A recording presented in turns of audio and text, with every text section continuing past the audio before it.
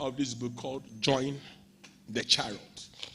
And I'll take my central scripture from the book of Jeremiah chapter 12, verse number 5 and 6. Forgive me because I've been singing the song in my spirit for a long time. Until the choir says, picked it up yesterday and they messed my head up. I've been messed up. I set off to come to church this morning around 5 o'clock. I couldn't wait for the service to begin. 5. I set off from my house around 5. And my wife was wondering, where is he going to? Amen. Is there Jeremiah on the computer? Jeremiah chapter 12, 5 and 6. Chapter 8 of the book, Join the Chariot. If you have run with footmen and they have worried you, then how can you contend with horses? And if in the land of peace in which you trusted, they worried you, then how will you do in the floodplain of the Jordan? For if your brothers, the house of your father, even they have dealt treacherously with you, yes, they have called a multitude after you, do not believe them, even though they speak smooth words to you. Now give me Message Bible so that everybody will, let me use a nice word, will comprehend. Or will fathom. Because so many of us, we are becoming unfathomable with the King James. Let's look at the simple understanding. Let's read, go. So Jeremiah, if you are worn out in this foot race, you are tired with men, what makes you think you can race against horses? Jesus Christ na umpasi na univa kuku.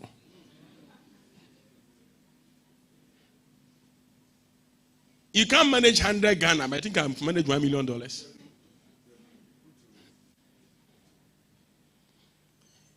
And if you can't keep your wits during times of calm, what's going to happen when trouble breaks loose like a Jordan in flood? Jordan River at a certain season, it is so low, you can even walk through. At a certain season, you dare not. Now let's go to chapter verse 7, please. And he said chapter because of the book. Verse 6. Those closest to you, your own brothers and cousins, are working against you. They are out to get you. They will stop at nothing. Don't trust them, especially when they are smiling.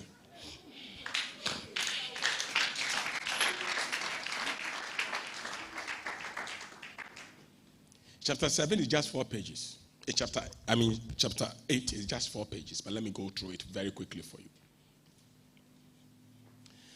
If you read through history, the British, the Americans, the Portuguese, the Netherlands, and all those people, they were able to colonize almost every country in Africa except Ethiopia.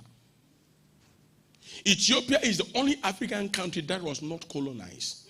They didn't have slave masters because they were the first to receive the gospel. Some people argue that it is the white man who has brought us Bible. That's why we are in trouble. But those of us who got the Bible late, we were colonized.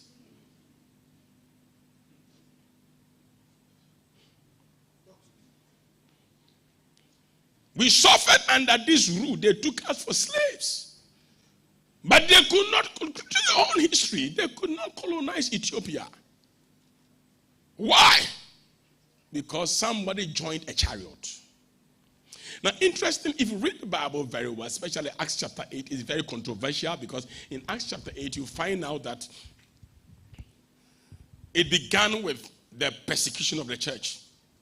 And Saul was going out threatening, killing people. He had just killed Stephen, and his ego had increased because Stephen was gone. He has gone now for letters of credentials, purposely to now annihilate all Jews, all Christians, or anybody who calls himself a Christian. And the guy had been emboldened. It's like somebody's after you.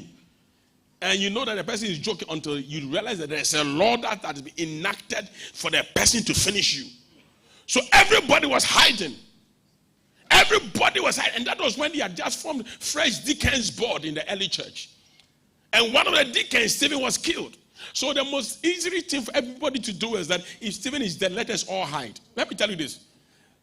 When tough times come, that's when you determine boys from men. If you read the Bible very well, it just was a tough time. But the Bible said there was a man who was just a deacon called Philip. He went into a city, and the city, they had a witch master who was called Simon the sorcerer, bold enough to tell everybody he's a sorcerer. He had deceived many.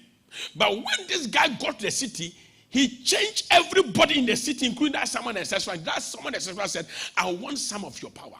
Because when real power means power. You see, unfortunately today, you meet Christians, you don't know which power they have. Because most people, their power is like the witch power.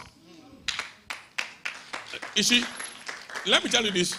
There is no, in Christianity, there is no powers of God. That's right. Whenever you hear people say powers, it is something else. God's power is one.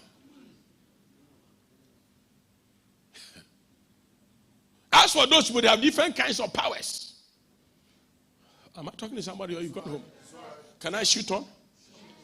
This witch came to Philip, and Philip realized that this burden is bigger than me. Let me bring in my boss, who was Peter, to come in. Let me tell you this.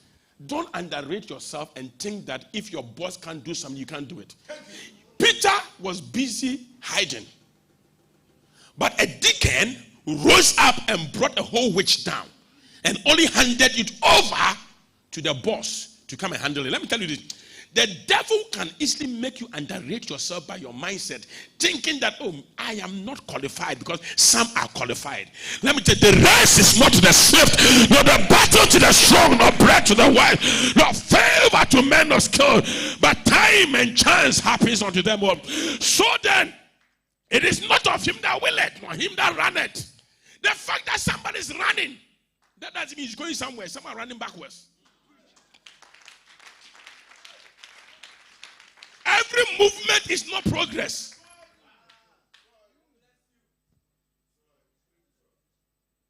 Years ago, somebody came to me and said, man of God, the way you do Feast of Miracles, can you do it every day in church? Every day Feast of Miracles. I said, so that I get racks in church. I said, if you do miracles, it's only racks that will come. I didn't come to raise racks. Miracles bring people. Everybody comes. But the word brings the people God wants you to hear. Because my sheep knows my voice. And when you get the crowd, it's the same crowd that kills you. Because some of them are not meant to be around you.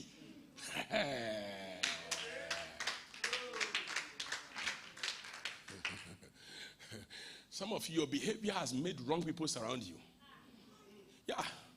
Your dressing can bring you fake men. Because how you dress is how you be addressed.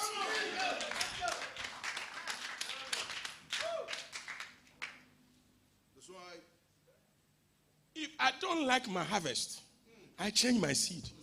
Because there's nothing wrong with my harvest. The problem is my seed.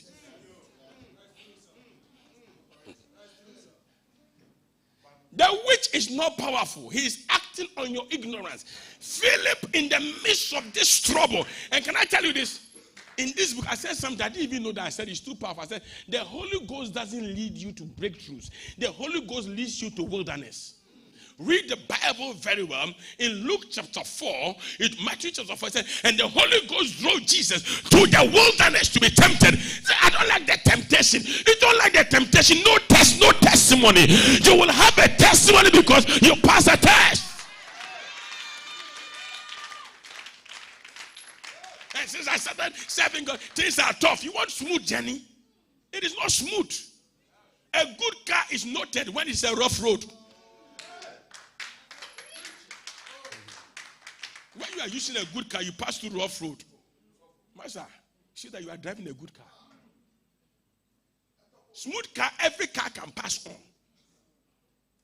When you want to buy a car, don't drive through smooth road. You buy Alacha. Take the car through rough road. And you know whether the foundation of the car is strong. The under, if I say foundation, you don't get it. Whether the things under the car, the suspension and co are strong. It is the rough road that will tell you. Smooth road, you hear no noise. Everything is smooth. And some of you, when God wants to identify people around you, when God wants you to show, he makes people, yeah, I don't like all this test. When your teacher writes you a test, you write. When God gives you a test, you run. What's your problem? What's wrong with you?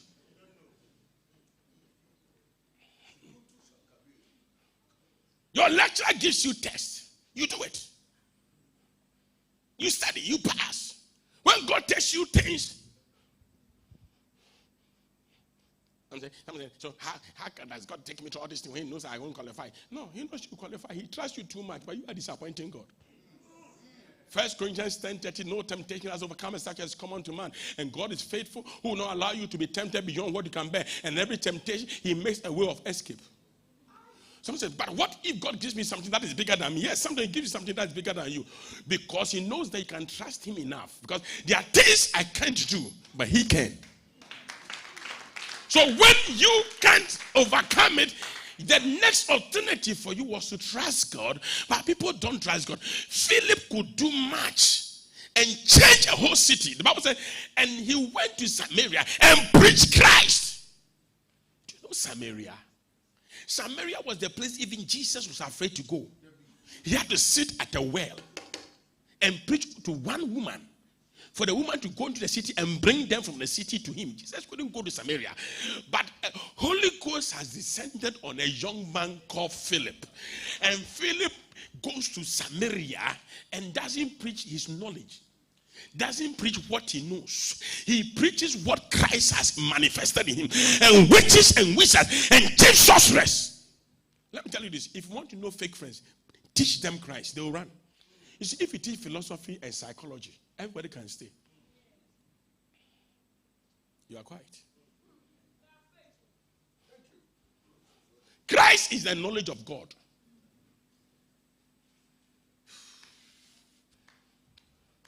He didn't go there to preach his background.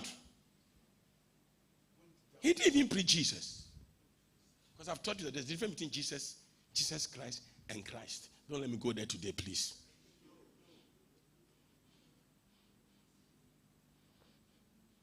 Christ is the word and the spirit combined. And the whole city crumbled under one man. Let me tell you this. You can shake that business. You didn't hear me. Your problem is that you are thinking about the Peters who have a name. You are looking at those who have already gotten it. And you look at yourself and say, me, I'm just a deacon. No. The same Holy Ghost on Peter was the same Holy Ghost on Philip. But the only difference is that Peter was more experienced than Philip.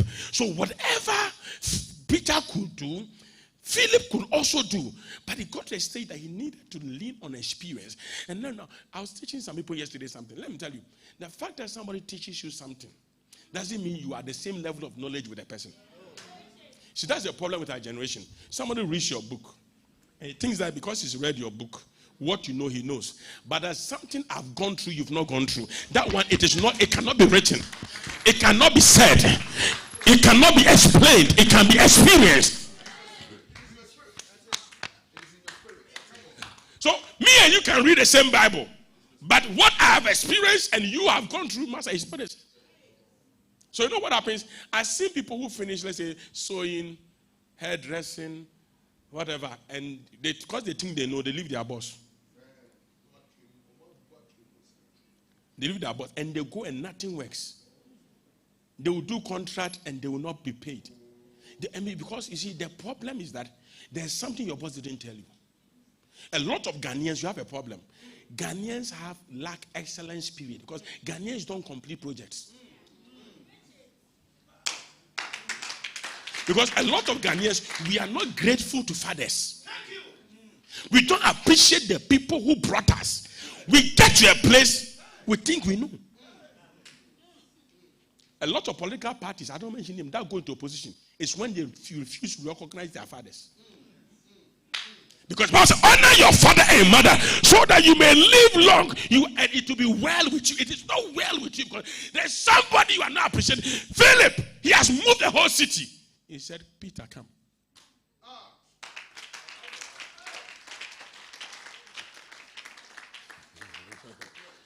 Peter, you are the head of the church. Come. And when Peter came, there was a trap. He began to lay hands, and people were receiving the Holy Ghost. And then this Simon also came and nearly got everybody entrapped. He said, I will give you money. I'll pay you. Give me some of the Holy Ghost. Something that is being given free. The guy wanted to buy it. And it took an experienced man named Peter, said, the Lord will be to perish with your money. You see, if Philip had gone through that test, he could have failed. Because, Master,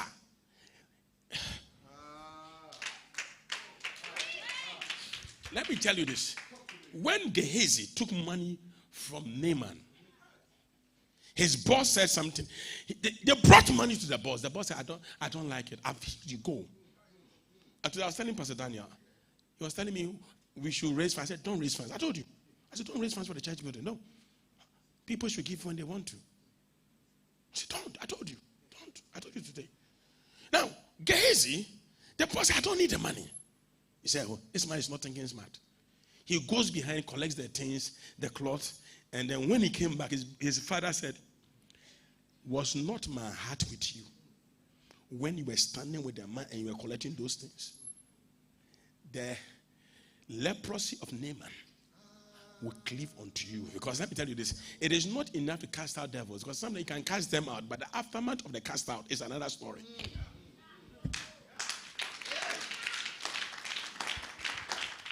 You can get a job, but to sustain the job is another story. You can get promoted, but to sustain the promotion is another story. Because every new level brings a new devil. And you will need somebody who has been there to teach you how to stay there. I was teaching somebody something in my office. Come. We can all be at the same level. Here, everybody look here. We are all at the same level. We are all on the same flat. But if you want me to help you to be successful, push me. I'll go higher. The higher you push me, now I'm closer. Then hear me. You to come. Now hear me. There's another problem in life. People push people to their next level. And when you get to the next level, you don't also push the one who is down. So you keep staying where you were as a boss. Because let me tell you this. They want to keep pushing you. You left the person down there. And whilst he's down, he cannot push you to the next level. So when people push you up, push them close. When they push you up, push them close. Now, I think I'm not preaching to somebody here.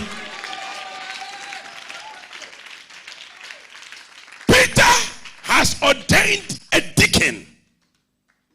The deacon has gone to shake a nation. He calls his boss back. Come in. His boss comes in,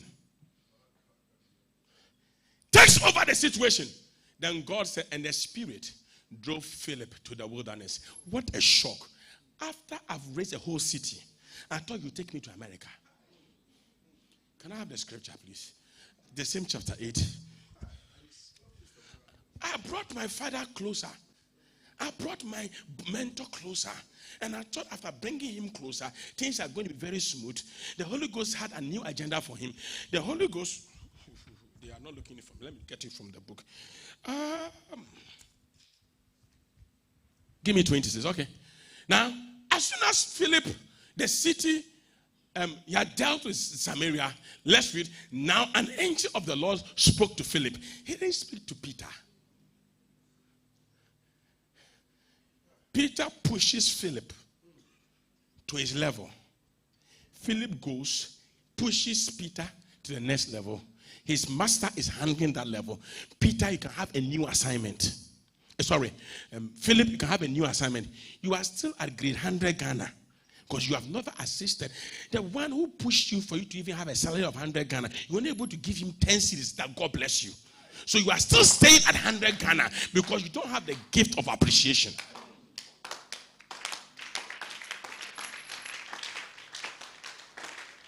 I know you can't clap because you are so ungrateful.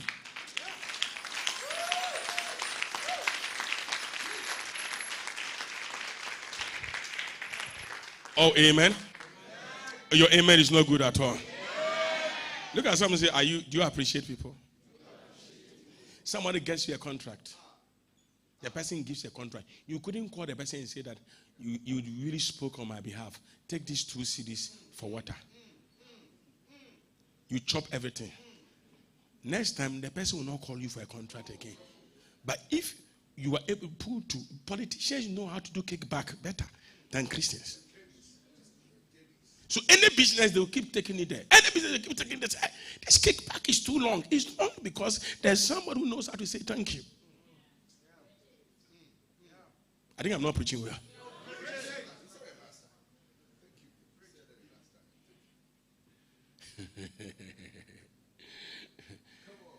Now an angel spoke to Philip. This week we are in June. We are getting to July. You are past 6 months. An angel must speak to you this week. I said an angel must speak to somebody this week. An angel must take you to your next level this week. And I thought this angel will speak to me that I should go to where there is plenty and abundance. This morning, Pastor Charles was sharing a testimony for me. He said, in my wilderness, I am breaking through. And I was laughing. You don't break through in a breakthrough. He prepares the table before you in the presence of your enemy. Yea, though I walk through the valley of the shadow of death, I fear no evil. You want to walk through which valley? When they are threatening you with death, you are excelling. When they are threatening with poverty, you are increasing. That is what makes, oh God, the Bible said in Genesis chapter 26 that there was poverty in the land and everybody was moving. Isaac went to God and God said, don't move, stay. I'll prosper you in the city. And also, and Isaac prospered. He was strong. He grew great until the Philistines envied him. What did God teach Isaac? The whole world was under poverty because it was not raining. God taught Isaac how to do mechanized farming. Look, Isaac dug boreholes, wells, so that he can use it to water his garden. And the Philistines were waiting for rain. And it was not raining. But he had told God, I told him that there is water under the earth. So if I'm not bringing you water, dig some well. Dig some well. Holy Ghost doesn't take you through. And I'm sure many are so lazy because they don't want to dig. They thought the Holy Ghost would take them to. It is raining all around me. That is for everybody. That is for the good, the bad, the ugly. The serving God and not serving God. When it rains, it falls everybody's house. But when God wants to break you through, He teaches you what nobody knows. And when nobody knows, you will suffer to sustain it.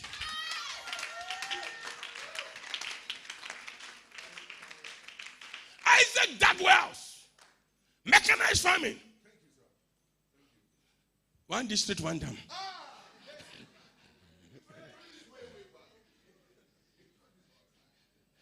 So before they knew, the guy had crops. He was selling because he had water. God brings you ideas, and the first thing where they're heading. God will not give me difficult ideas. Excuse me. Hey. Then you don't need grace. When it is tough, He says, my grace is sufficient for you.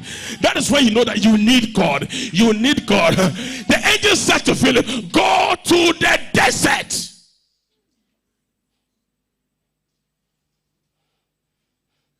Tough times. If you cannot deal with men on foot, how can you deal with men on horses?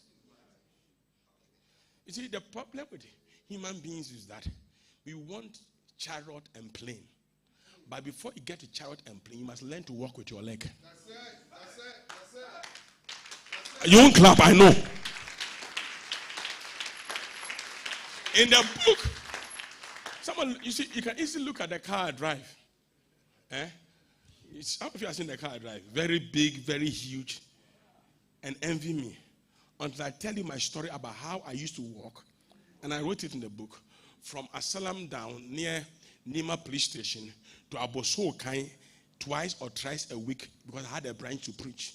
And there was no offering, there was no nothing. I would go there and it was with joy. I go in and come out. I had to use my leg before God can give me a car. Because when you use your leg, in the book I wrote it, when you use your leg, God will now promote you to using a car. When after you use your car, God will give you a plane. It's in there. You will know that Philip, he had to use Azotus flight. He had to join a chariot. But before the chariot, he has to use his leg. You should don't jump from leg to plane. Because listen, if you don't know how to, let me tell you, if you are poor and you don't know how to walk in shoe, you can't manage a car. Because maintaining car tire is more expensive than...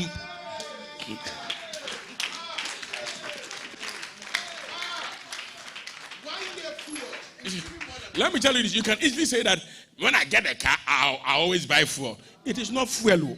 Oil change, plugs, shocks, tie, brake pads, brake bands, brake fluid. Sometimes when people use your car and say that when they finish using your car and say, "Mato fuel, I laugh." They buy it. When I finish your car, didn't I buy fuel? You see, the car is not the fuel.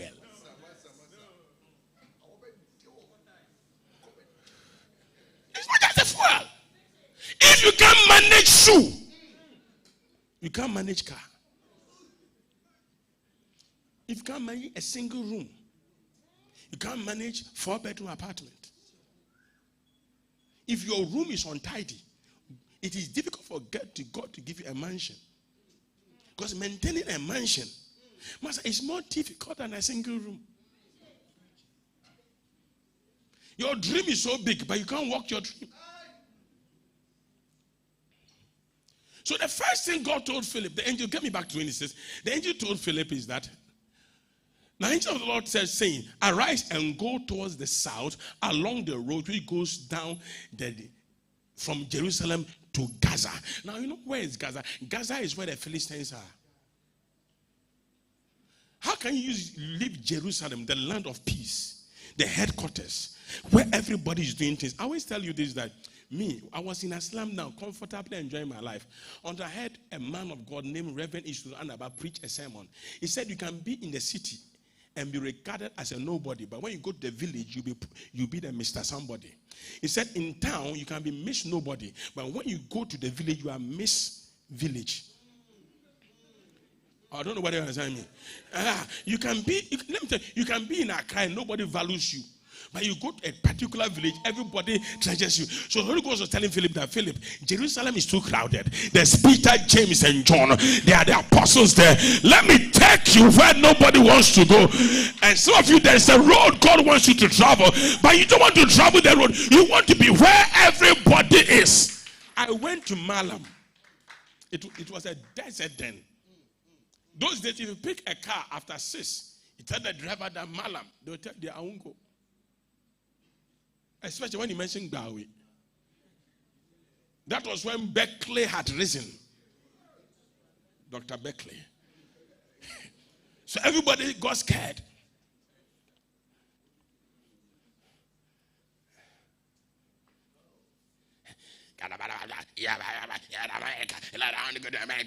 I see monies on trees. Master, if the witches can fight you in Ghana, the same witches will fight you in America.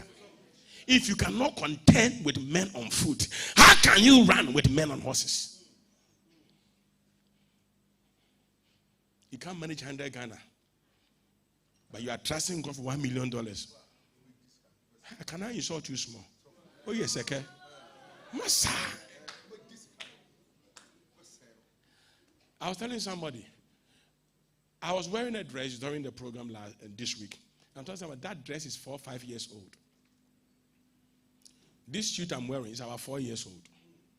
It looks fresh because I don't sleep with my dress.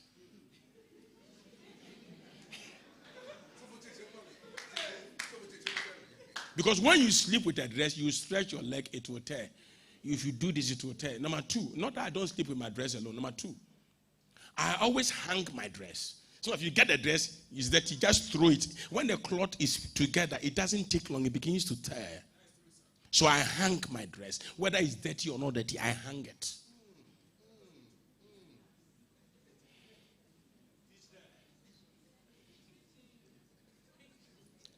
I put my suede shoe in fridge.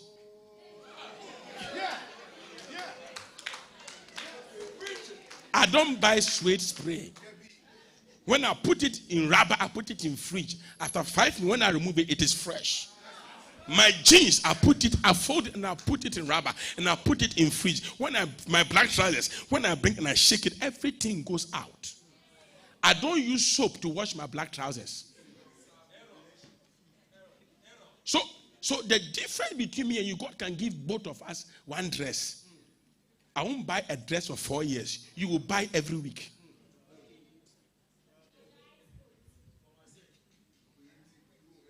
Why are you doing power?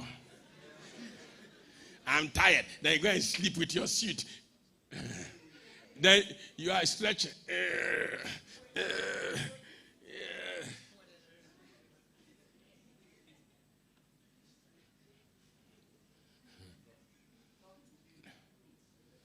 I'm not talking to somebody here at all. I can't hear you.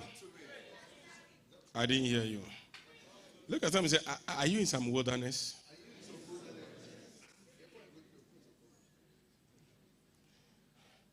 My office staff came to me last month that they want to ban me. You know what they want to ban me from? I eat gari too much. Gari and granite and milk powder. And they thought I didn't have money. But when they saw the building coming up, now they understood why I had to eat gari. So it's easy for God to give you the money and you eat fried rice and chicken. And then you are praying, Lord, bless my uncle. Bless me. When your uncle is eating gari. Lord, bless my uncle, is very wicked. Touch his heart. May God touch your heart to reduce your budget.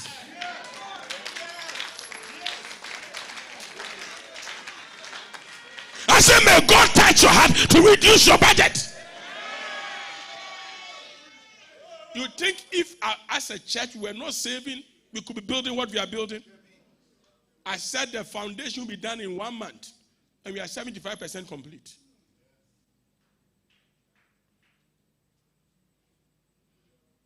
And we still not raise money. But if you bring, I'll take.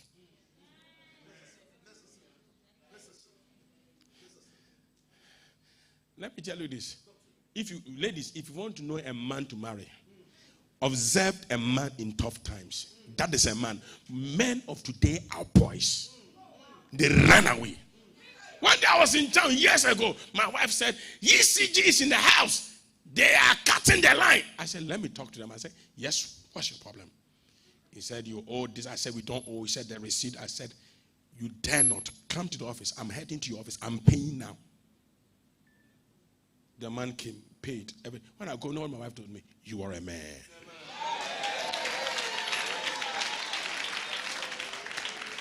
I could say, yonder sumu 3 days and yashi nonsense.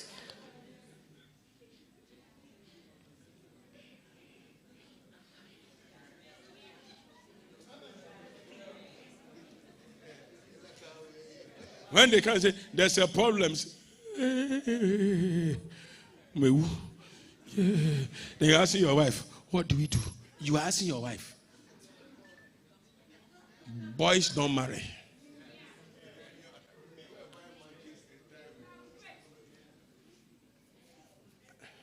If you want to know a woman, when you have not given a woman money, check the food she puts on the table.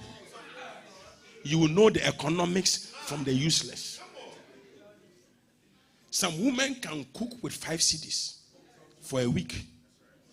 Yes.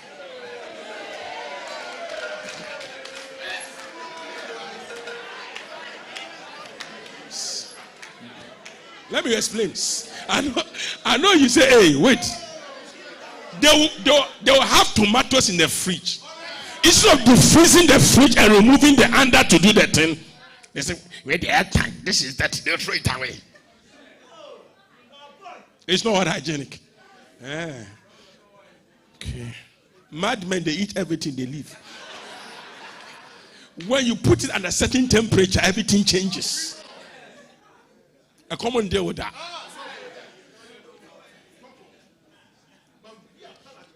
You tell a woman, cook for me, I only have 5 cedis. You come, she has pounded fufu and put water by it. Eat. fufu and water. I said, where is the soup? Your money didn't reach soup.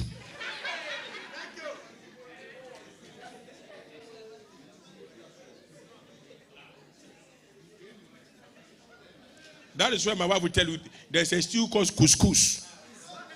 You know couscous stew? There's no formula for that stew. The most important thing that you can eat it. You have some small oil, some small pepper, some small, you don't need meat, some egg, turn it around. And sometimes if you don't want to be in trouble, you add it to yesterday's rice and chew it. How do you know that one is very nice? And that one you don't have to eat with spoon, you have to eat with your hand.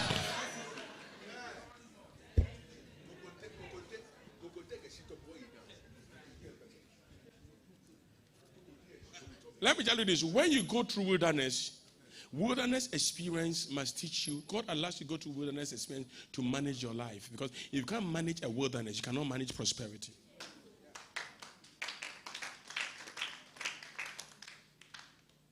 Yeah, most people can't manage wilderness. They go berserk, they go crazy, they want to kill themselves. Master, money can make you kill yourself. Because you can have $1 million and all will vanish within 24 hours. And you're like, what did I do? You don't even know. I don't want to go to the budget they are doing for the church building foundation because it will take me crazy. We brought experts. They all come and check quality of the concrete that is being done. And they make us, every 3 days, experts come to check quality. And if I check the money, nothing is happening. All is in the ground. Everything ground. Everything ground. Hear me. Some of you, I can tell you this, I'm not lying. I can prophesy with my eyes open that you have built 5 bedrooms in your stomach.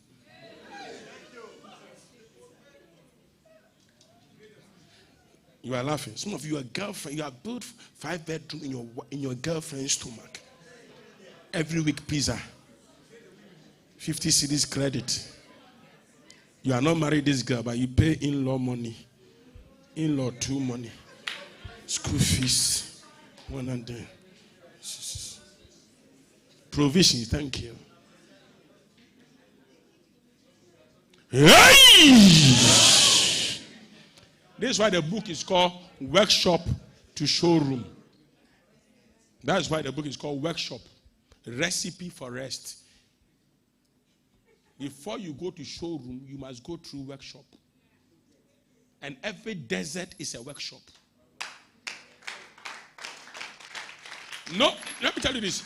If you go to the tailor shop, never go to the tailoring room because you will not like your material.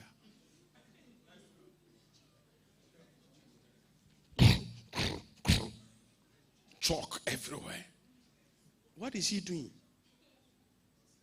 You go and sit down. Your measurement is what has determined the curtain.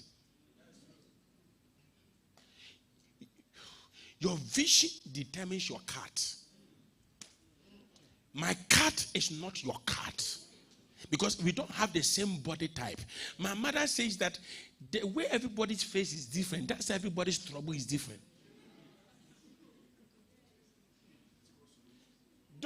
Don't appreciate my cut. Appreciate your own cut. Because my waist cries how much? 30. 36, 37. Your waist is 82. You are laughing. Yours is 16. So our cut is not the same. So the pain of a brother will not be the pain of another brother because we all have our pain. That's what Jesus said. Each one of us will carry our own cross. As for cross, Jesus can't carry your own. If you are lucky, Simon of Cyrene will help you. But as for the cross, you will carry it yourself.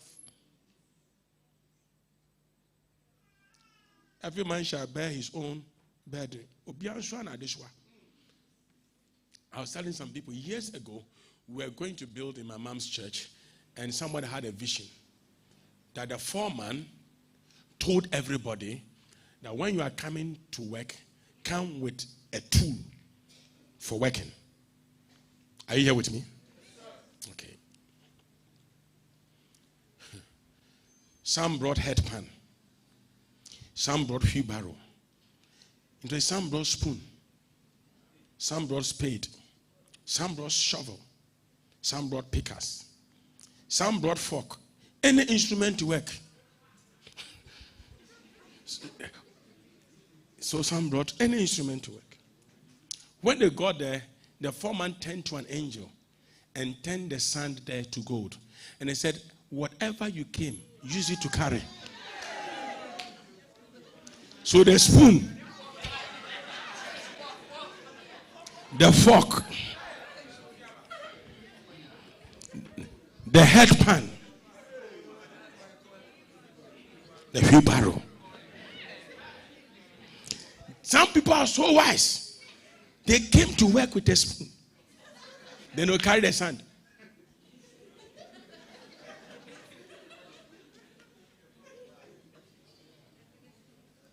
Wonderful. Your result is a spoon result. Look at something. Do you like your desert? Let me tell you this. Animals have not fallen. It's human beings that has fallen. So animals know how to manage deserts. Some animals can sleep for 5 years because the weather doesn't favor them. Some animals hibernate. Things are not working. We are still picking Uber. Are you crazy?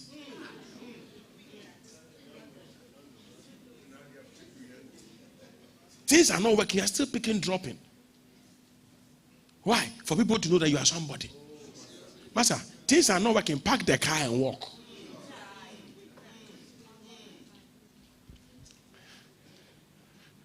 You are not getting me. Tu comprends?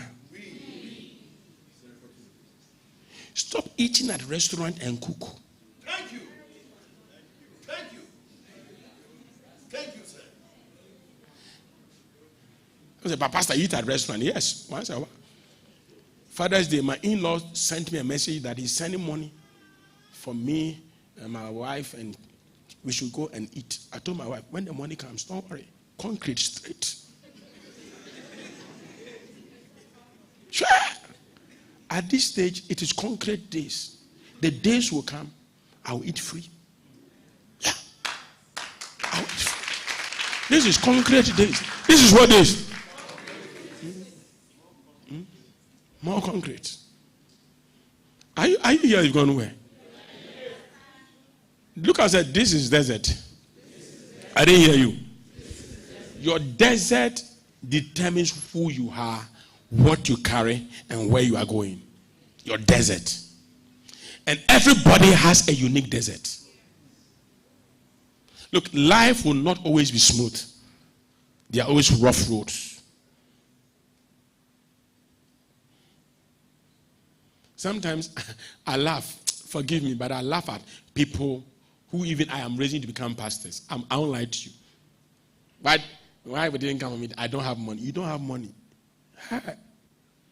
We used to walk from Nima police station, Aslam down, to East Legon, Central Cafeteria, for 10 days in and out to attend programs. We get home after 3 in the morning. We have to go back. We still will go. Sometimes we sleep there. What do you want? We want anointing. Years ago, Pastor Charles and his brother were living in a room with air conditioning.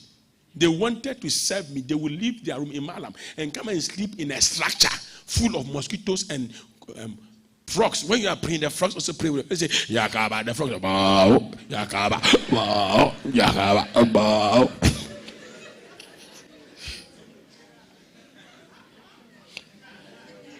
As they can respond according to your prayer.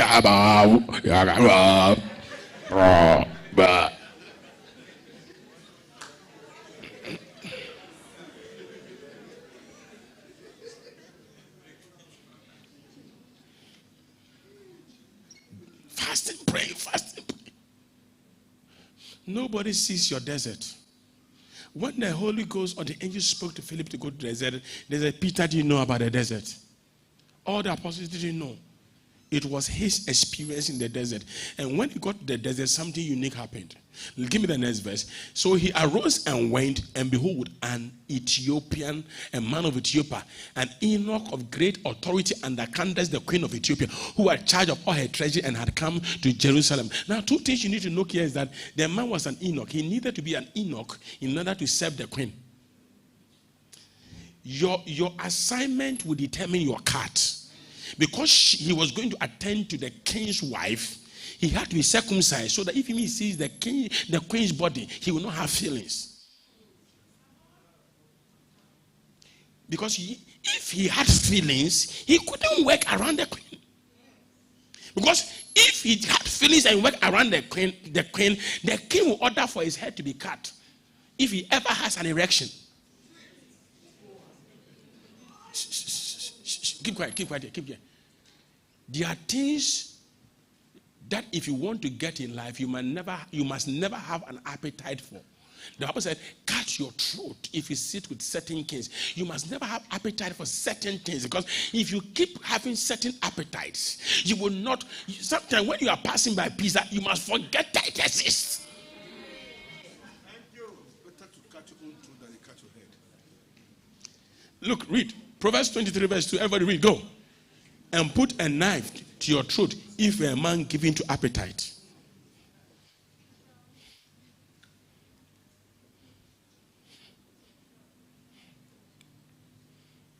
For the man to serve in the palace, to be the king's treasurer,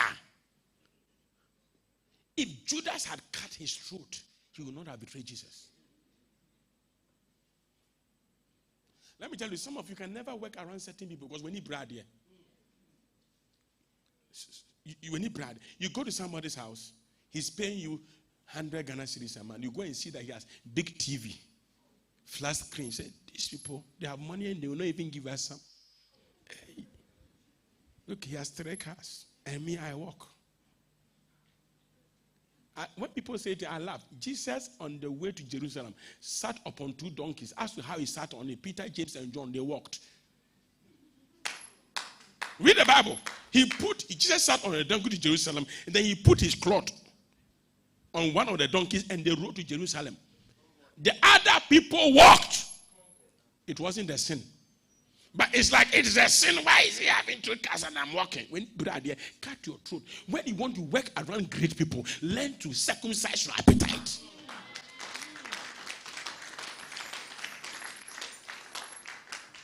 I know you can't clap.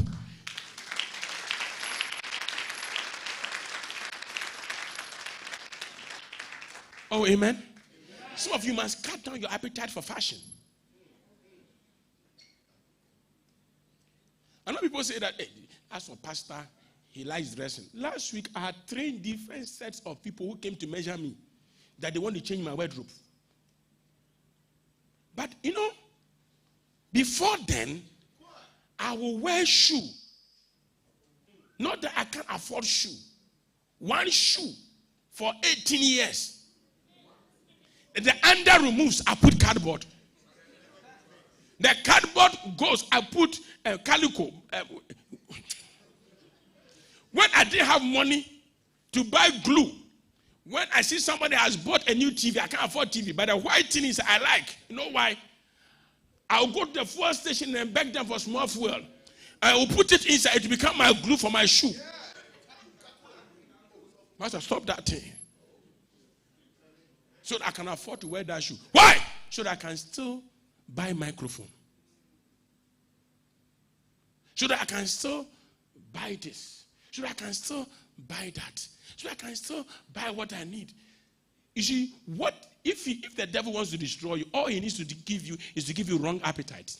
Some of you, your appetite is open. You love women and they are chopping your money, and you know. What am I even preaching here?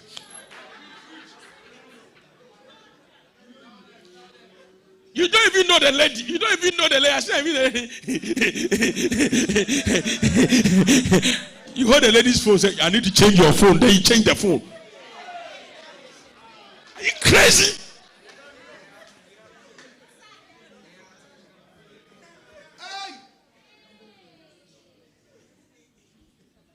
those days when my mom cooks, everybody hear me. My mom used to cook because she was busy. As for your evening meal, you get your evening meal. We divide the food into 3. Not because of anything, no. The money that has been given us for morning breakfast, we need to keep it. So we divide the food into 3. Ask Pastor David, Pastor Victor. You eat some, you leave the rest, put it in the fridge. In the morning, you microwave it. Eat it for breakfast so you can save the money for other things. As long as there is food, you will chop. As I cut your throat. 5 balls of kinky will give you the result of 1 morsel of kinky. It is not how much.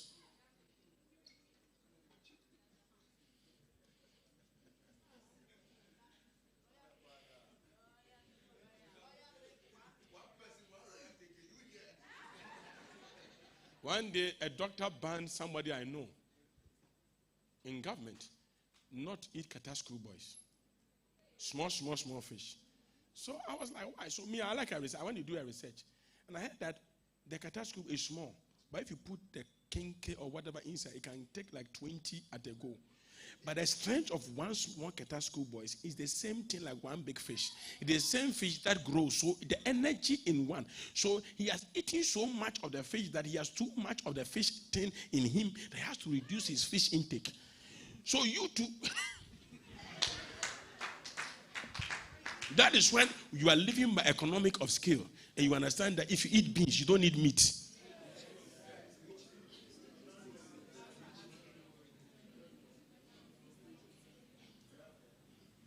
I said, if you eat beans, you don't need.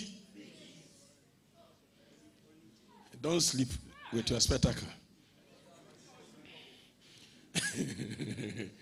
No, let me end. You don't want to read a book. That's when Pastor Daniel will tell you that when you are driving and your fuel is low, that's when you learn how to use free. When the place is sloping, then you go to neutral. So the thing will go control. Because you don't have enough fuel. Economics of scale.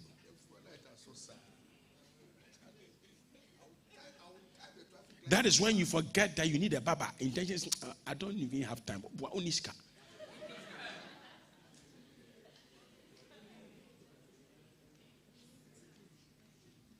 Can I go on? For you to become the king's treasurer, you have to be an Enoch. There are certain positions. Let me tell you this. I tell people who work around me in my office that if you work around me, you don't have private time.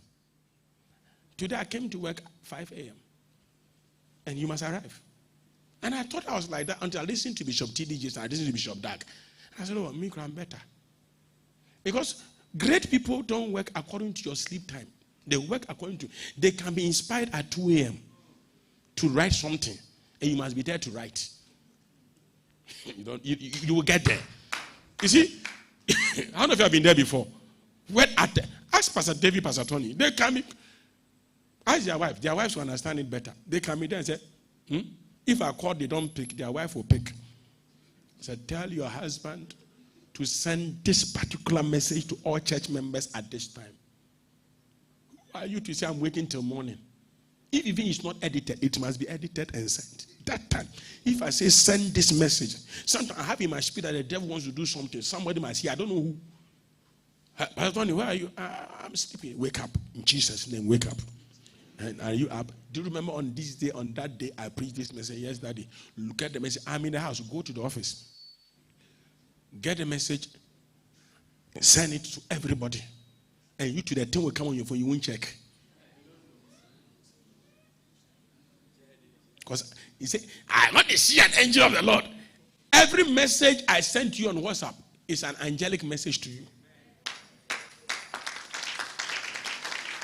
I know you can't clap. Look at the circumcise your appetite. You know when I close from office, ask my office. I don't have closing time. Neither do I have arrival time. I arrive when I arrive and I leave when I leave. Because it's 5 o'clock. I have to go home. Never come back.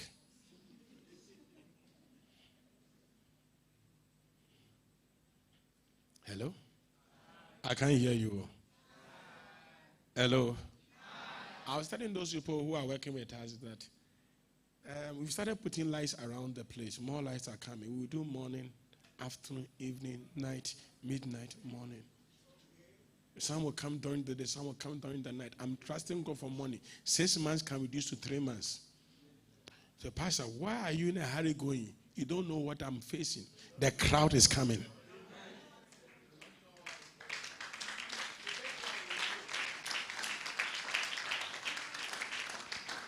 Can I say this and I move on? The guy doesn't want to marry you.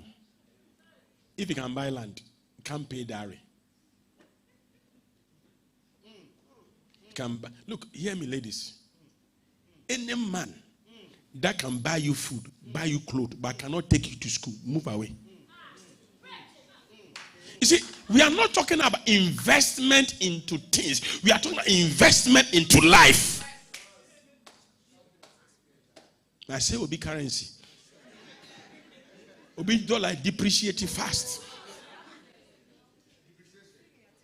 I don't even know. They will take you to the best restaurant, the best hotel. They can spend all those things. But they can never spend on you. Take.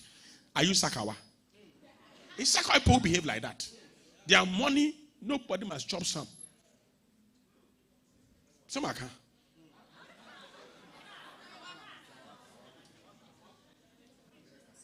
Can I move on? I hear those of you at the back, you keep saying I keep too long. So when I'm keeping too long, you can go home.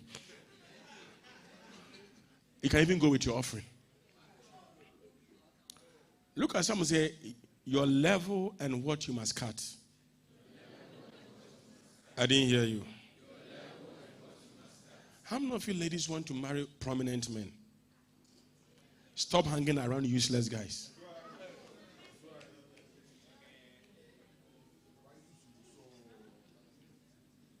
Anybody can put his hands around your neck, your waist in public. Prominent men want women that people can value. When my wife Kasano Ferry, when you are talking to my wife, you have some class. You must show my wife some respect. But when you are funny, everybody can. Say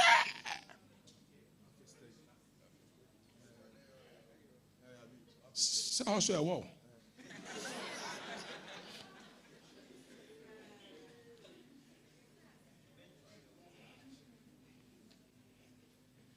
Oh, amen. Someone say, cut your appetite small. Prophesy to someone say, cut your appetite. I didn't hear you. I didn't hear you. I couldn't hear you. Yeah. Can we go on? So after he has gone to the distance, the Bible said, verse 20, this man had traveled from Ethiopia, Africa, to go to church in Jerusalem. From Ethiopia to Jerusalem, it's not a small journey. It is days. They didn't go by flight. But the man went to Jerusalem to attend a feast. Let me tell you this. Your hunger and your determination will determine who God will send your way.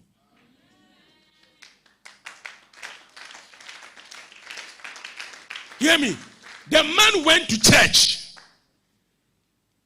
heard preaching, didn't understand it, was going back home.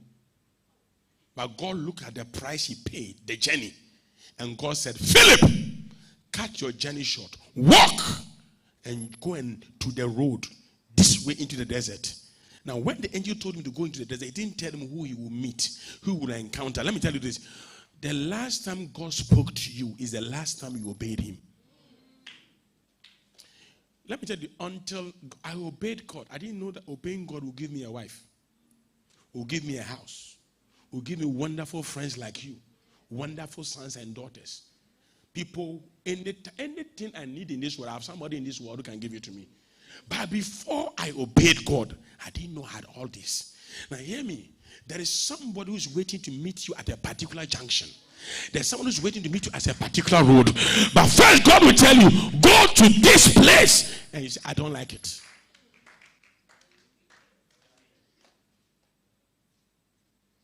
You are quiet, pal. So when he went there, the next instruction came. Go near and overtake this chariot. Someone say, when you walk small, God will introduce you to a chariot. If you cannot deal with men on foot, you cannot deal with men on chariots.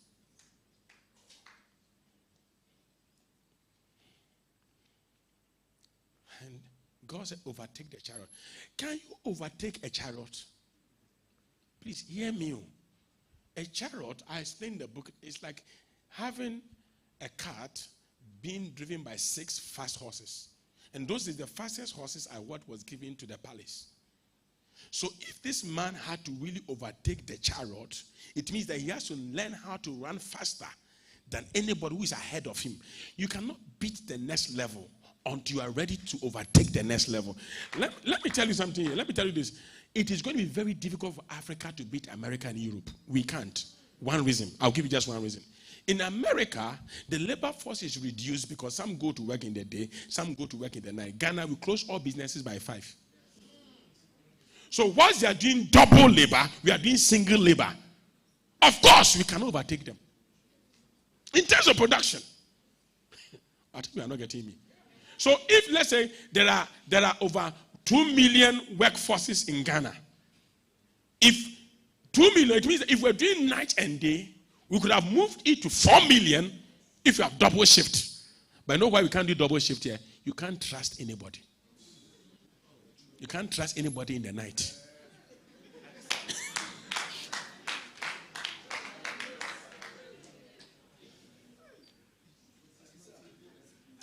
When the workers are yesterday, they closed work around 9. The day before, 9 p.m. in the night. The day before to Friday, some of you came to me then working late. You have to be there. Because when it is night, that's when the mason will throw the mortar. He wants it to finish early so that he will go home. He's not putting it in the work, he's throwing it away. He still standing at the same place. When he finishes, mortar is finished because he wants to go home. The next day you go around and see the other mortar. And so it is the old one that we worked that was there. So you have to be wise and supervise yourself. Look at someone say, are you in church or you gone home? Look at someone say, you must overtake certain people. I didn't hear you. I didn't hear you. I didn't hear you. Let me tell you this. Let me prove this thing to you. When I was young, the car I wanted to buy was Dustin 21J. But if I saved to buy Dustin 21J, I would have regretted. I needed to think about a better car for the next generation. Some of you, you don't need to dream what people are dreaming today. You must dream about tomorrow. Because if you dream what people are dreaming today, you end up being like them. You must overtake people in their dream. The Holy Spirit told Philip, overtake the chariot. Someone said, overtake the chariot. May God cause you to overtake the people who are ahead of you. May God cause you to overtake the people who are ahead of you. So whatever business you are doing today, what can you add to it so that it will become the best tomorrow?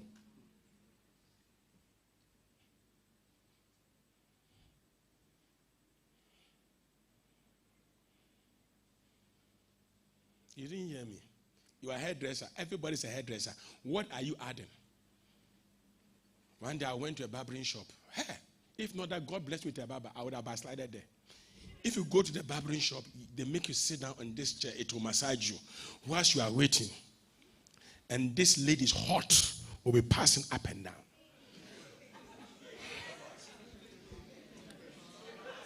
There's a long queue. Every day, a lot of guys. Because of the hotness of the ladies. You can go there. You can spend 3 hours. It's not yet your time, but you still wait. I will show you. You go there. Meanwhile, there are other barbering shops around.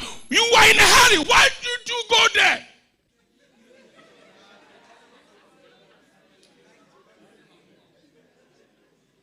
Then when they baba you, it is one of the ladies who come and comb your hair to see if it's okay. Then the baba will look at you, then will start going again. And then when it's done, it's a lady who will take a towel and massage your hair. And these are women who are endowed, backless and Standard Chartered. They have a bank here and bank there.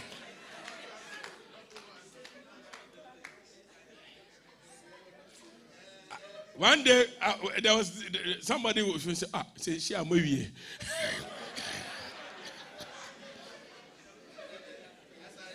And even though you are paying like 20, 30 cedis, you give 50, say, take the change. Meanwhile, over here, somebody is charging 7 cedis. You don't like that place, no.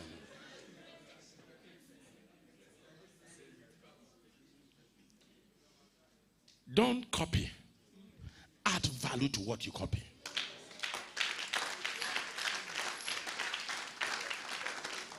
Make what you copy better.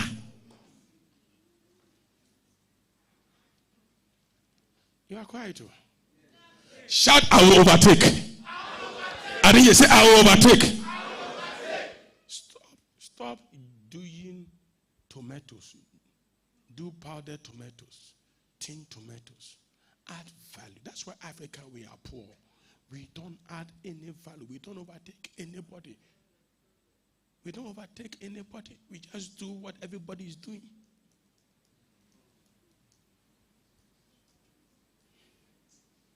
Workshop to showroom. Who needs a copy? Don't worry. Can I go on? Look as though you must overtake the chariot.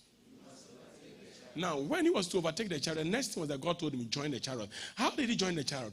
Hear me carefully. He heard the man reading the book of Isaiah, and the scripture he was reading, he didn't understand. Let me tell you this. The fact that people are ahead of you doesn't mean they understand everything. There are things you know that they don't know. You have an experience that they don't have. You've gone through things that can only take them to the next level. Don't devalue yourself because somebody is ahead of you. I've seen people who are ahead of me that today they value me than I used to even value them. Why? Because I thought I was in the wilderness, but not when God was preparing me to become better than who they were. I look back at the people I used to envy and I begin to say, God, why wouldn't you make me like this? And I tell God, I thank you that you didn't answer me in that prayer because I didn't know I was better than them. Let me tell you, you are better than somebody.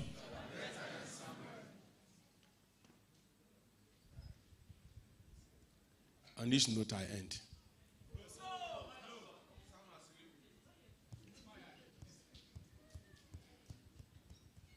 Okay, let me just give you 5 minutes because I have not ended. Cry. Look at somebody, join the chariot. Let me tell you this. A man who has been walking, running at top speed to overcome a chariot will be very dirty. And at that level, if he meets a man who is on a chariot, it is the chariot which is dirty. The person is not dirty. But yet, because of what the person knew, and this other person didn't understand, he had to sit into the chariot. Let me tell you this. When God gives you an opportunity, never to value yourself.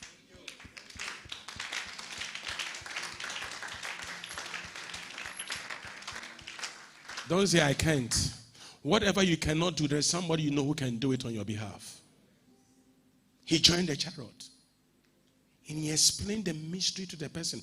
He explained so well that on the way the man asked, what prevents him from being baptized? He didn't tell him he baptized. He saw water. He explained so well.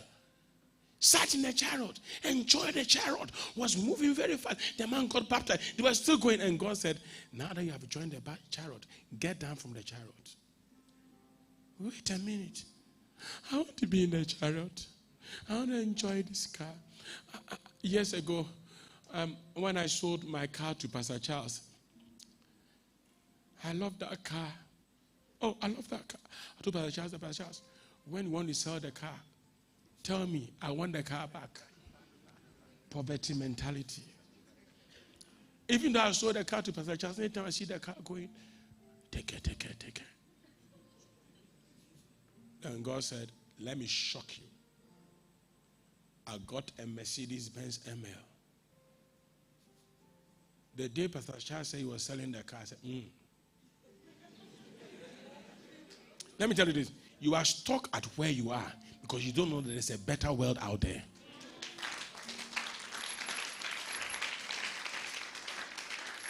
A guy breaks your heart, so what? A better guy is coming. You see, you can't say amen. God said, you've walked. I'm not saying, Obia 190 ran on 4th foot, gets into a chariot, and God says, get down. Mia, Nahar. I'll die here. I'll go to Ethiopia. I'll be an African. Because they will treat me like a champion. But let me tell you this. Sometimes success can make you forget your destination. Success can make you forget your assignment. You can be so rich that you forget that you should be a pastor.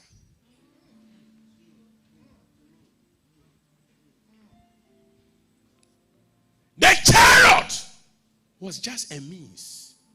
It wasn't his assignment.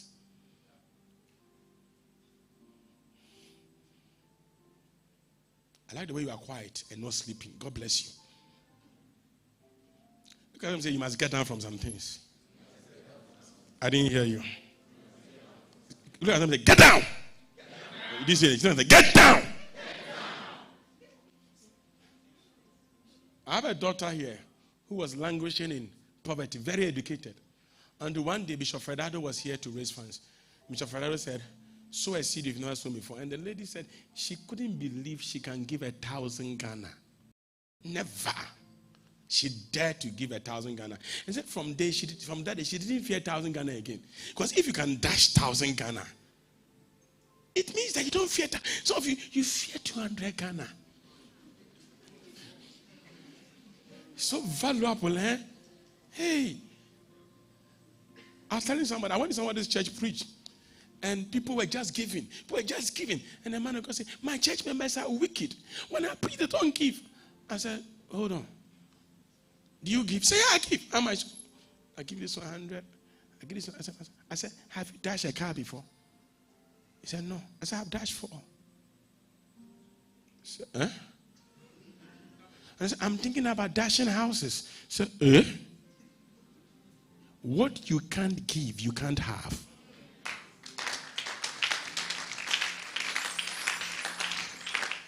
Show what you reject, and to tell me what you want in life. Some of you ladies, it's not that you can't marry. Not that, but the men are not what you want. If it is just marrying, you would be married. You didn't get me there. Oh, guys, is it true or it's not true? If it's just marrying, come on, worry did that. But it's the assignment. Some of you can't reject fried rice and chicken. You can't.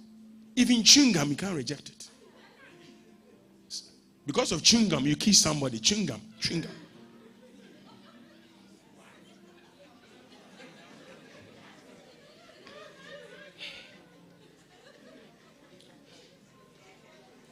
Chewing gum, if you're American, hey, wait a minute, we be down. Hey, sign to know. Then you have to take it from my mouth. No trouble. I'll take it from your mouth.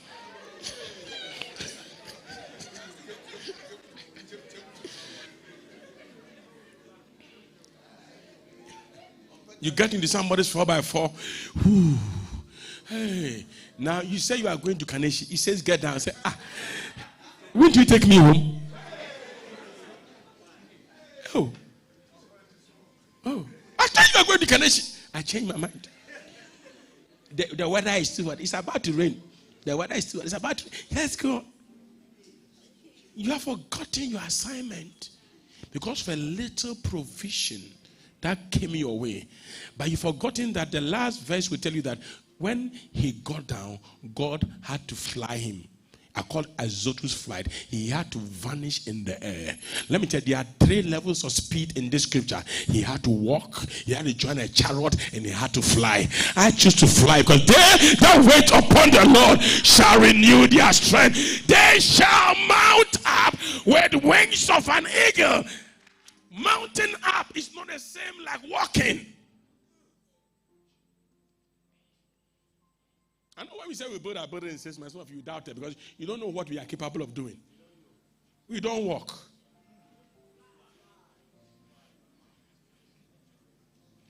$2,000 in 6 months. I said I'm thinking about 3 months. Let's go. Someone say you can fly. I didn't hear you. Say I want to fly. Say I want to fly. Okay, going to America by road, by bicycle, by train, by car, by air. Which one do you prefer? Then why are you still in the car?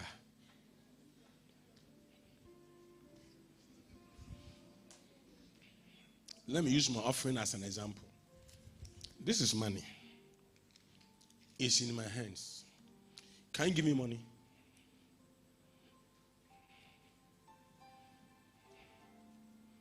You know why I can't take it?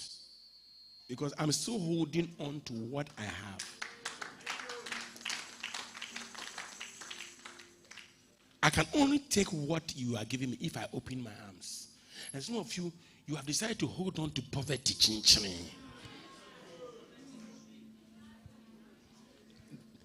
The guy sleeps with you, but he won't marry you.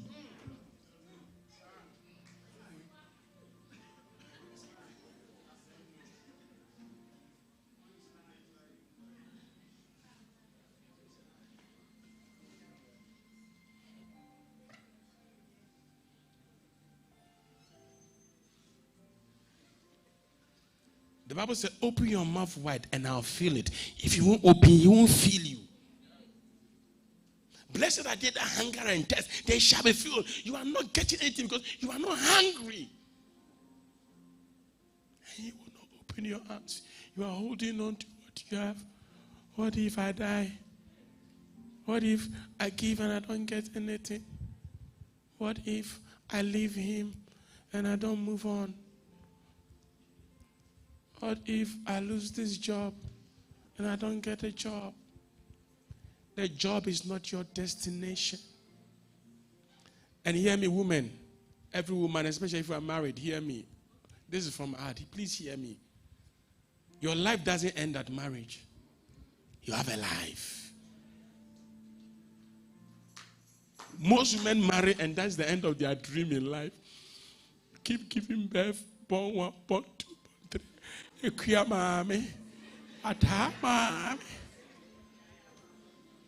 What happened to that dream? What happened to that purpose? What happened to that?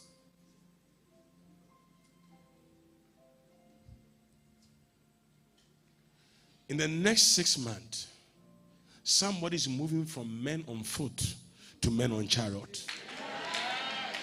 Somebody is moving from men on chariot to an Azotus flight.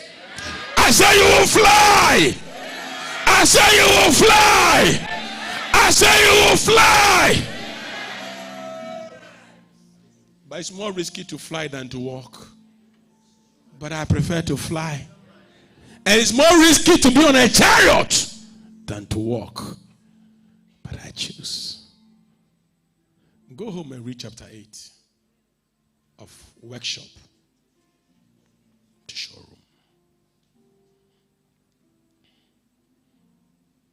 Who doesn't have one here?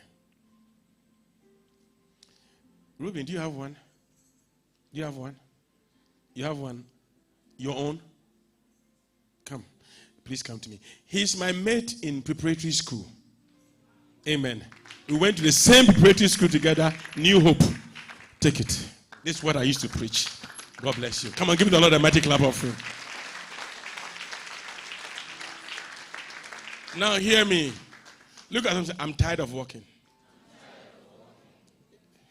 I want to fly. Yeah, just pressing buttons, know your levels, understand the degrees, the levels, the heights, everything. Just relax and be pressing buttons, and then you are working. You arrive safely. Then 10 right, 10 left. Do this, do that, do that. I mean, I'm tired. I'm tired. I want to fly.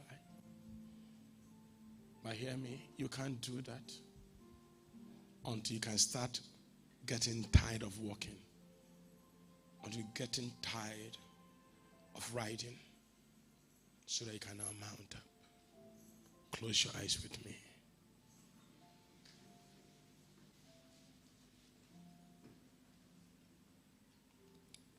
They will run and not grow weary. They shall walk and shall not faint. For the Lord God will go before them, and his joy will be our strength. Mounting up with wings as eagles, as our spirit starts. We long, we yearn, we want to breathe, get out of the box. We want our breakthrough so badly because we have been down for long, suffocating, expecting when nothing seems to work. If they have caged you, you are out. If they have put sicknesses on you, it is out. If they have rested you with poverty, it is out. No matter when they have kept you, you are coming out now. Angels are on assignment. Feast of Miracles is here again with Reverend F.D Yalley on the 7th of July 2019 at Bridge Ministries International, Awoshi Anya Market, behind the Cell Fuel Station, exactly at 4 o'clock p.m. Come and break out of your predicament. Come and be switched on.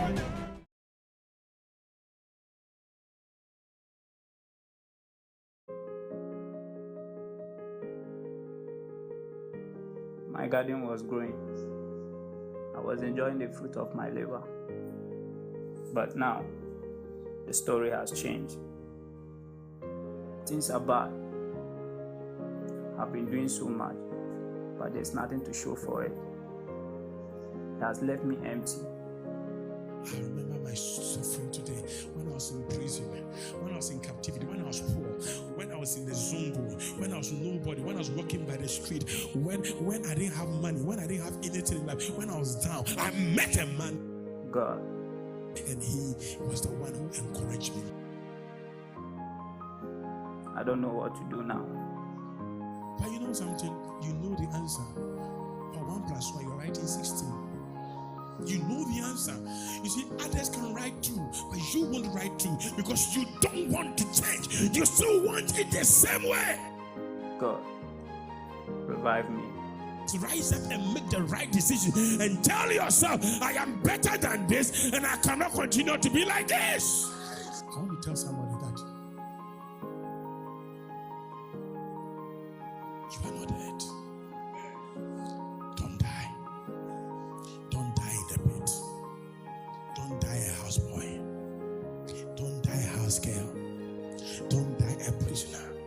Join us at Bridge Ministries International for Revive Thy Works and Be Revived from the 24th to the 26th of July 2019, 6 p.m. every evening.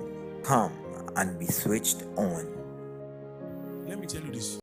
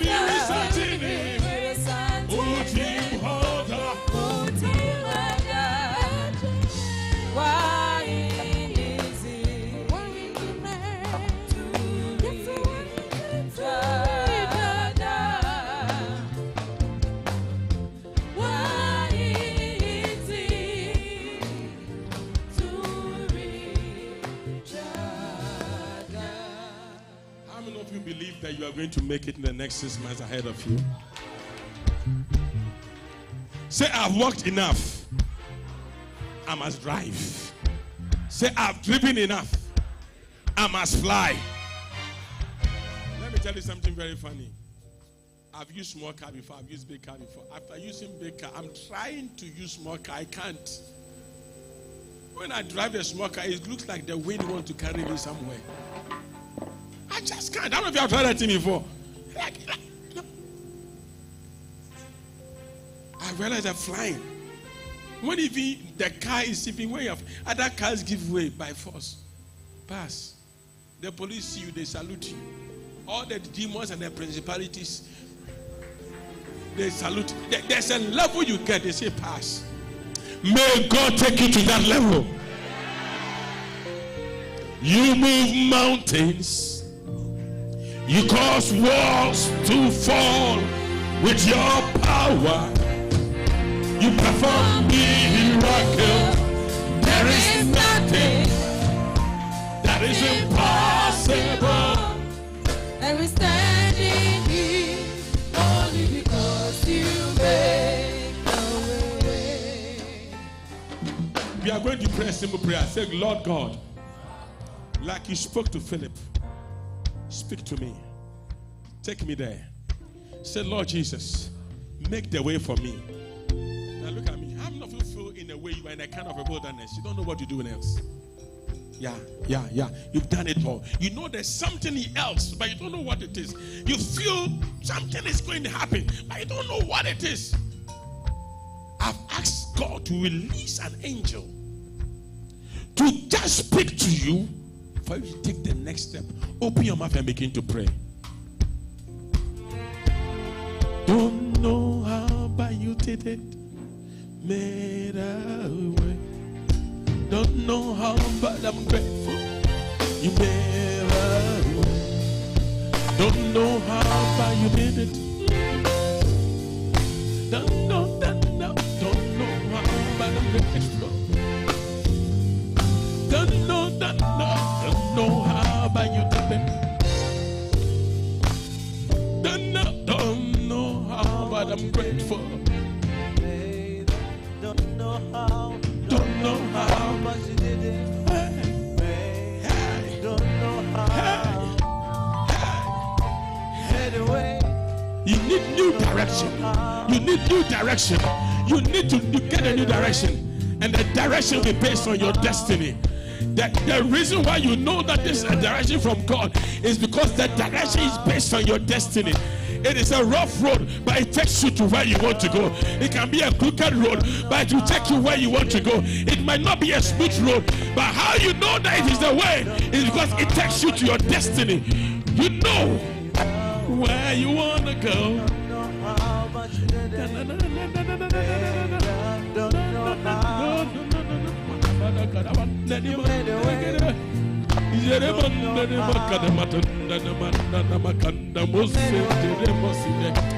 Don't know how.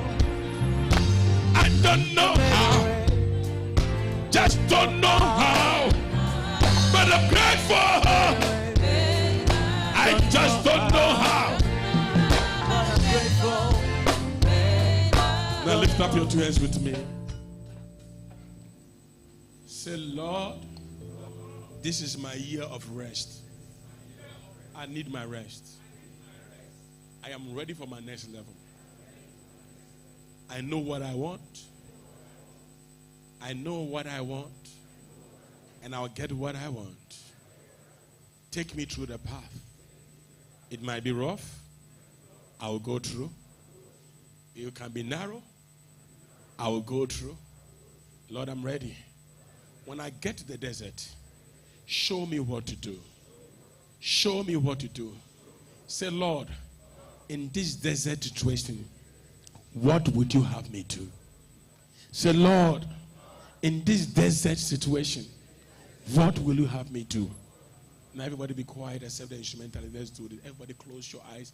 Just be quiet. If you know the song I'm going to sing some, but just be quiet because the Lord will speak to you even as the music is going on. And those of you who are on live on Facebook or whatever watching us, be also be attentive because the Lord will speak to anybody who is under the influence of this program.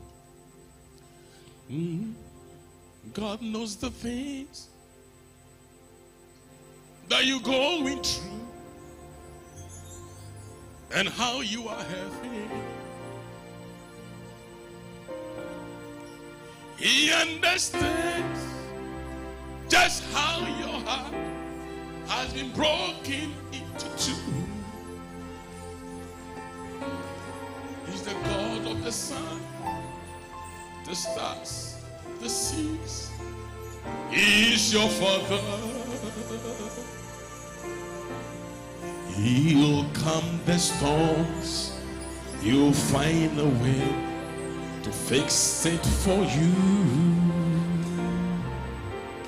He will do it again.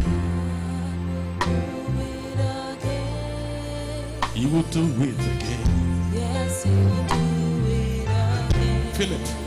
Just take a look. See where you have been. See where you are now and where you will be. Has it always been good, true, faithful, good and kind? He's the same God as done. Microphone. You may not know how. You may not know when. He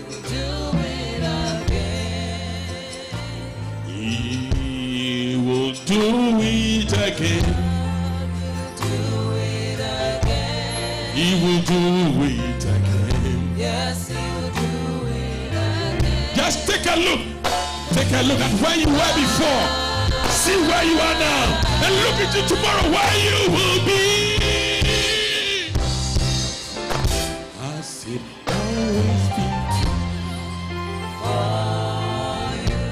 He's the same God as that.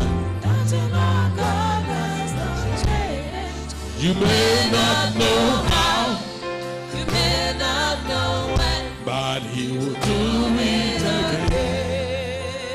Now I want you to remember some things God has done for you before. Everybody, remember. And let that devil know that if God did that for you before, He can do it again. He will do it. He doesn't depend on your riches. It is based on His riches in glory through Christ Jesus. He doesn't depend on your righteousness. It is dependent on His righteousness that He has accredited it to us.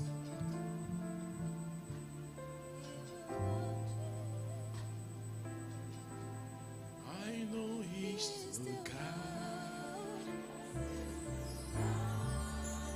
He's fighting for you. Look, I want you to do it. Look at yesterday, look at today, and look into tomorrow. Some time ago, you could not afford a 3-square meal. He will not Some time ago, you were always, you didn't even know what was going to happen to you next. He's still God. But today, you are in the university. Today, you are about to He's graduate. fighting for You didn't even know how you ever go to school. You didn't even know how you can ever get a job. But today, He's taking you somewhere. You were jobless, homeless.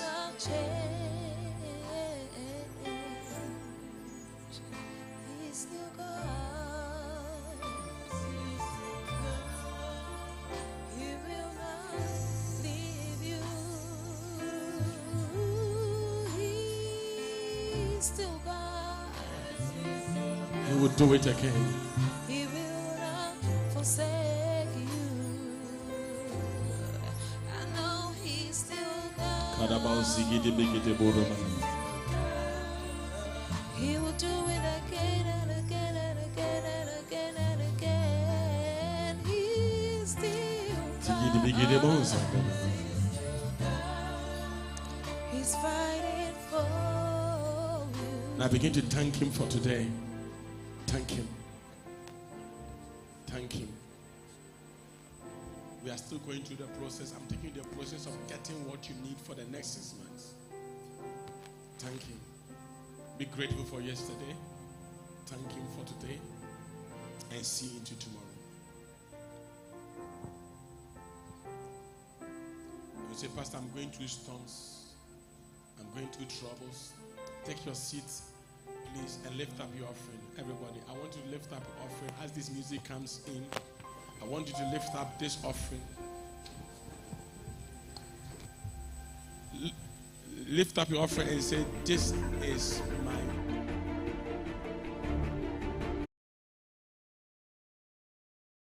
We yearn.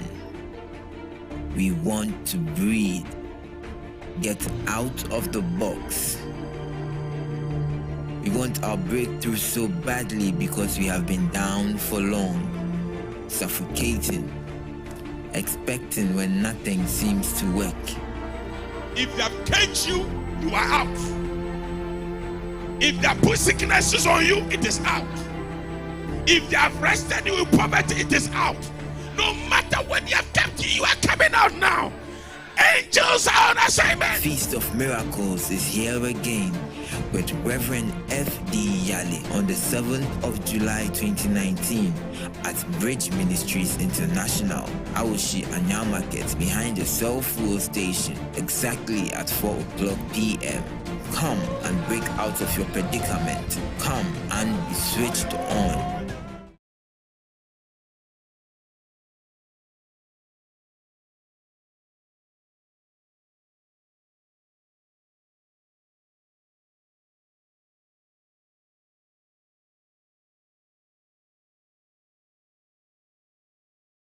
Nobody can value you, and what you have in you is greater than you.